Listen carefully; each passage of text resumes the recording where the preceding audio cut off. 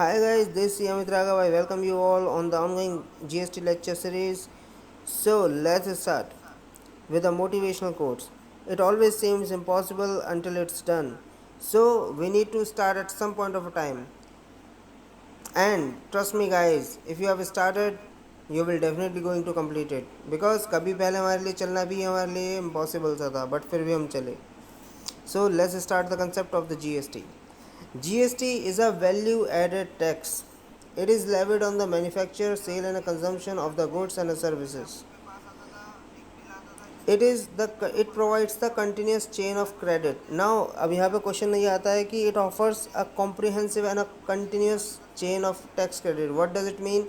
पहले हमारे पास excise duty हुआ करती थी, वैट हुआ करता था, देन उसके बाद में सर्विस टैक्स भी हुआ करता था.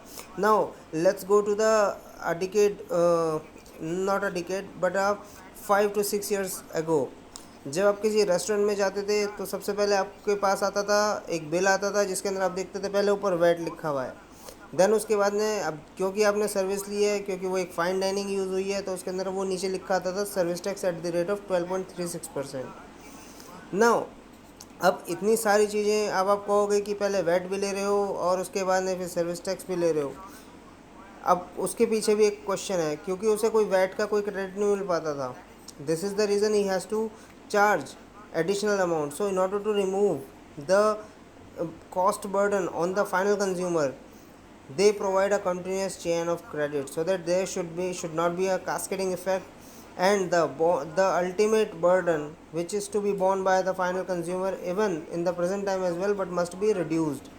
So in order to, and also this is how they remove the non cascading effects, that is no tax on the tax, as it does not differentiate between the goods and the services.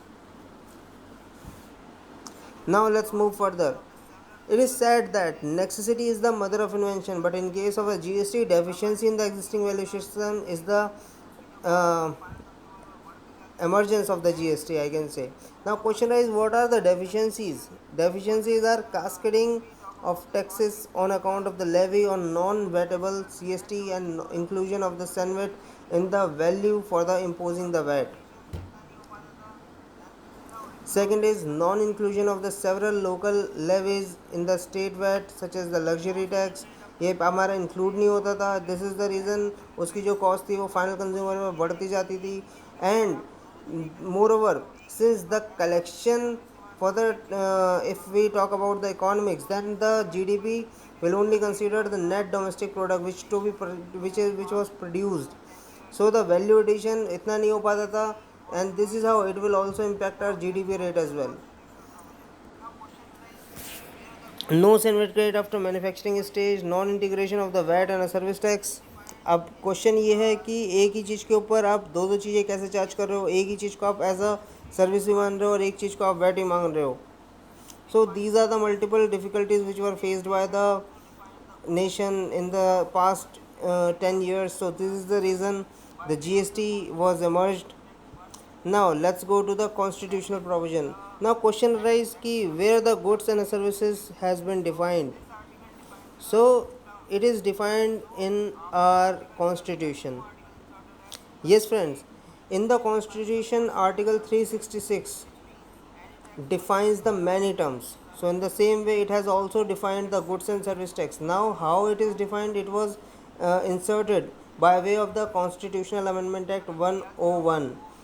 That is the act that we have discussed in the previous lecture. So this article defines the terms. So after the article 12, the new article inserted as 12a, which defines the goods and a service tax, which means any tax on the supply of the goods, services, or both, except the tax on the supply of non-liquor for human consumption. अगर मैं याद दिलाऊं आपको तो इसके अंदर पहले भी excise की अगर हम बात करें तो उसके अंदर भी अल्कोहलिक लिकर को इंक्लूड नहीं किया गया था, क्योंकि इसकी जो राइट है वो मोस्ट ऑफ द स्टेट्स ने आज भी अपने पास रख रखे हैं. This is the reason in case of a liquor the excise is still leviable by the states.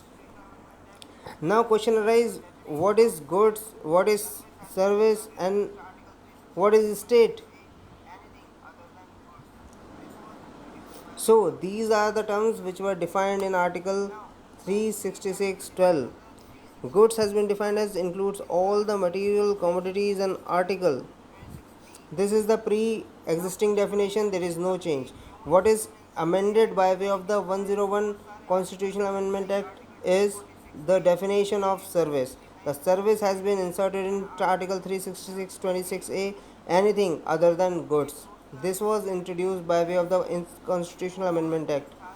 Now, the state has been defined as a 360 has been defined in the 366 260 226B.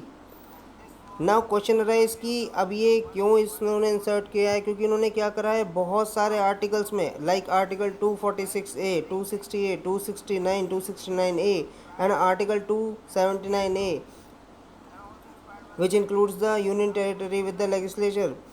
All ये सारे जितने भी article हैं इसके अंदर इन्होंने state का जिक्र किया है. This is the reason the state has been defined with reference to the article, and this was introduced by way of the amendment of 101 Constitutional Amendment Act. Now, goods and services tax, while having the unique principle, has a significant element of prior center and a state law, and also inspired by the VAT legislation. Now, question arise कि अब अच्छा यहाँ पे एक और concept है, concept of dual GST. What happened, पहले हमारा स्ट्रक्चर था ये सारे टैक्सेस एक जगह इमर्ज हो गए, but now you question rise की CST, SGST, CGST और ये IT